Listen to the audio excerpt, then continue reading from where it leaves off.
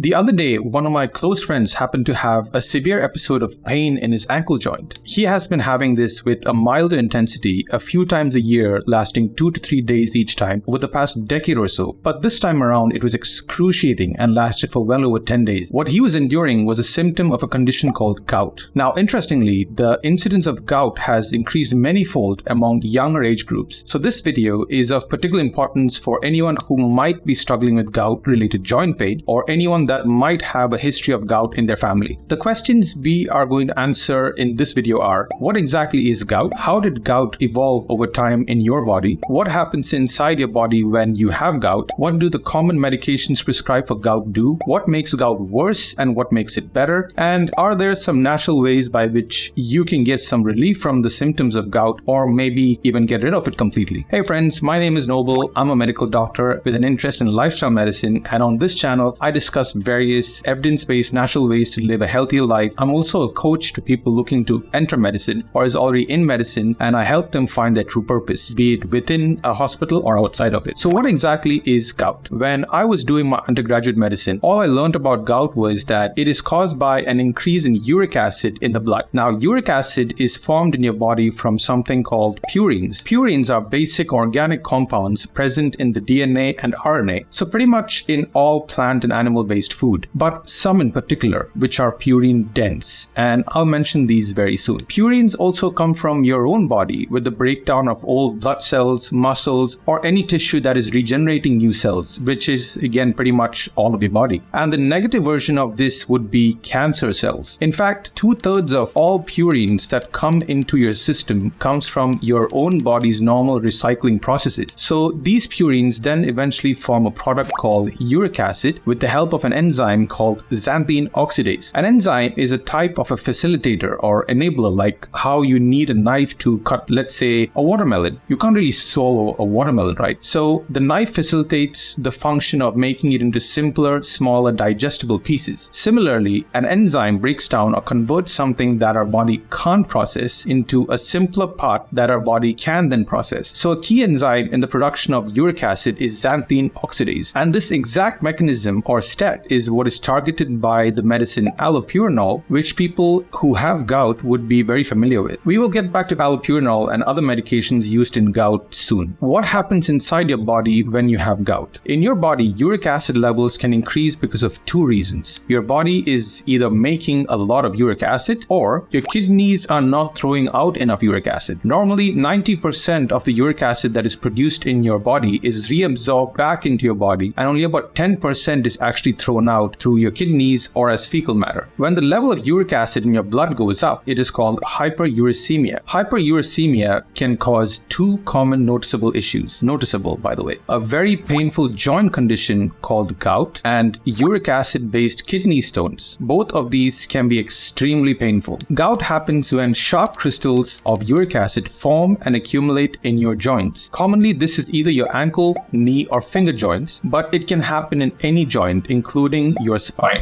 Gout attacks in your joints can feel very hot, look red, and be very, very painful. Some people get this on their big toe, and that is called podagra. In this condition, even the weight of your bed sheet on the toe can feel excruciatingly painful. These same crystals accumulate in your kidneys and damage them over time and can form kidney stones. Now, as I mentioned, these are the two direct noticeable signs of high uric acid, but there are many people out there with high uric acid levels but not have any symptoms at all. You might be wondering why I've jumped from metabolic syndrome in the past few videos to gout. Well, besides the fact that my good friend had a horrible attack, many recent studies now show that high uric acid level is a key player in multiple conditions like obesity, high blood pressure, diabetes, and abnormal cholesterol levels. Yes, our four horsemen of metabolic syndrome and uric acid levels go hand in hand. Which brings us to the topic of how gout evolved over time in your body. To understand the relationship between metabolic syndrome and gout, let us go back many millions of years when our primal ancestors were alive. Back then, most mammals had an extra enzyme called uricase, which broke down uric acid into allantoin, which was a water-soluble molecule and gets removed very easily from the body. It was a much simpler molecule. But uric acid had a purpose back then. Uric acid is produced when the body gets more sugar or fructose, like from fruits. When do we naturally get most fruits in nature? Towards late summer when they ripen. So in the old days, towards the end of summer, when our ancestors ate specific fruits, their uric acid would go up, and that would signal the body to store more fat, as it was an indication that winter was coming and food is going to be scarce in winter. As time went by, due to the selective evolution, a line of our ancestors lost the enzyme uricase, which broke down uric acid, and this made their uric acid levels go up. This helped them store more fat during the winters, and they ended up surviving during harsh times. And that line of our ancestors kept moving forward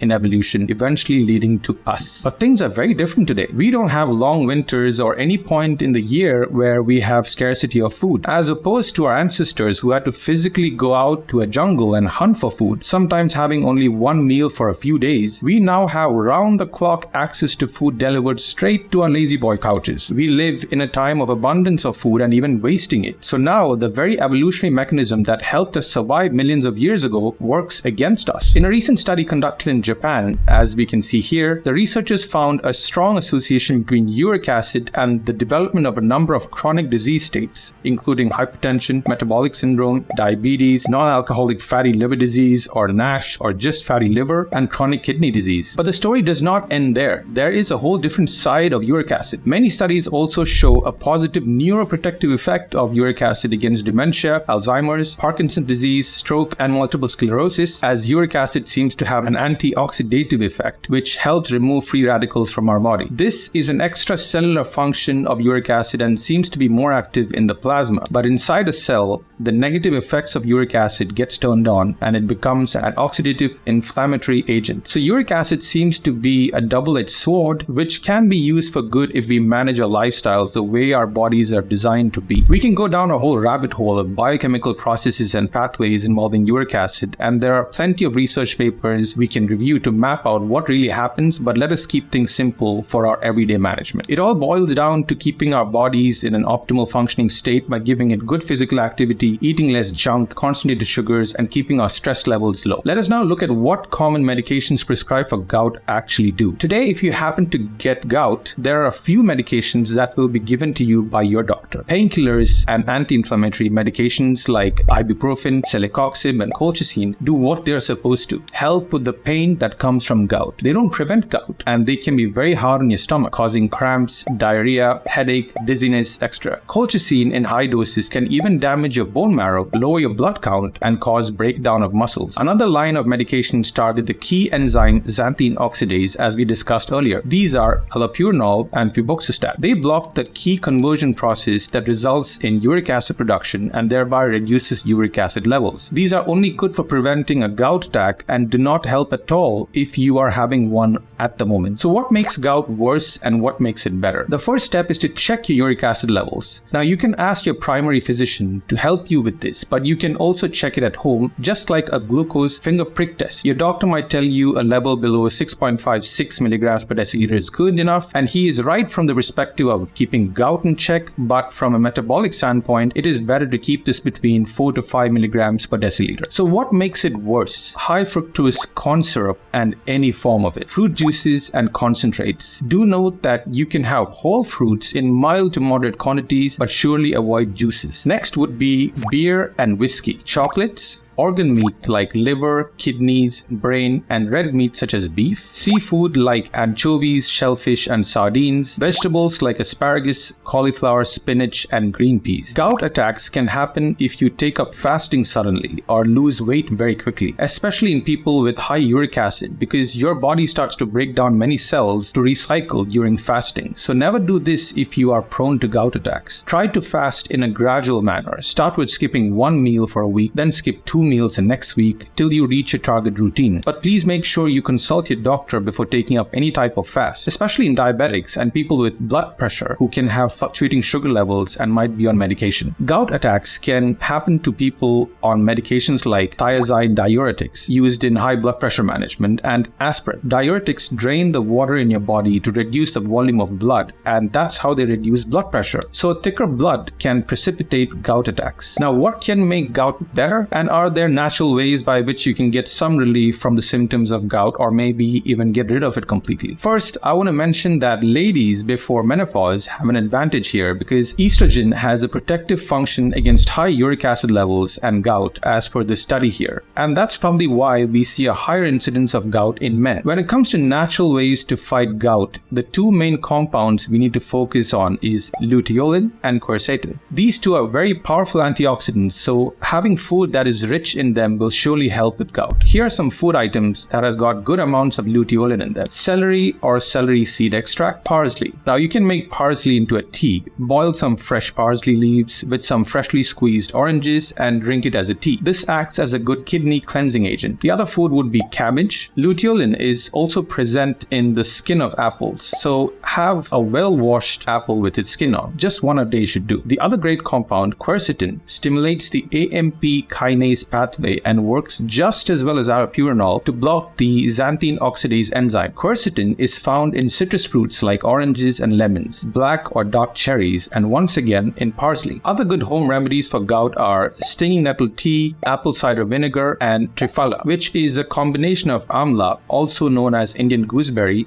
bipitaki, and haritaki. All three of these ingredients are powerful antioxidant, anti-inflammatory agents, so do look out for this supplement. Another natural product is fish or cod liver oil. These are known to have high levels of omega-3 fatty acids that help reduce inflammation and thereby over time helps to reduce the occurrence of gout. We can also go over a few key minerals and vitamins that can help with gout. First would be magnesium. This is a very key mineral that has a lot of beneficial effects in the body, and I'll be coming back to magnesium in many future videos. Magnesium is an alkaline mineral that helps remove and reduce the formation of uric acid in your body. Next, we have zinc, which is an essential trace element involved in controlling oxidative stress, growth, and the immune system by regulating inflammatory agents like cytokines in your body. So just like magnesium, zinc has a lot of beneficial effects, and one of them is helping to reduce uric acid levels. Vitamin C is another great antioxidant that can help with gout. Now, two items I want to mention that are helpful but to be used carefully would be potassium citrate and sodium bicarbonate. Potassium citrate acts very well on the kidneys and helps to remove uric acid through them. You commonly can get 99 mg tablets of potassium citrate in most pharmacies and supplement stores. To put that into perspective, one chicken breast has anywhere from 300 to 400 milligrams of potassium in it, and your body needs up to 4,700 milligrams of potassium a day. Sodium bicarbonate has an alkalizing property, and this again helps to remove uric acid from the body. This is most probably what you get in alkaline water, and you can make it yourself by adding 1 small teaspoon of baking soda to a glass of water. Please do note that if you have any heart-related issues or blood pressure issues, consult your doctor before taking any of this. Sodium bicarbonate does increase your sodium levels and can increase your blood pressure, so be careful and do what is required as per your individual health situation. I want to leave you guys today with an interesting fact. Many famous dignitaries from the past like Beethoven, King Henry VIII, Charles Dickens, Sir Isaac Newton, and Leonardo da Vinci all suffered from gout, and because of this, gout was once known as the rich man's disease, since back in the days only the rich could afford that quantity of food and just relax. The poor had to toil through a lot of labor and ate much less. Today most people are very rich when it comes to food, and society is moving towards an increasingly lazy lifestyle. Let us try and focus on becoming rich in health rather than rich in processed food and low activity levels. In the next video, I'm going to shed some light on the differences in healthcare between various countries that I've lived in. Is national healthcare there for you when you need it the most? We'll find out very soon. Until next time, take care, and I'll see you around.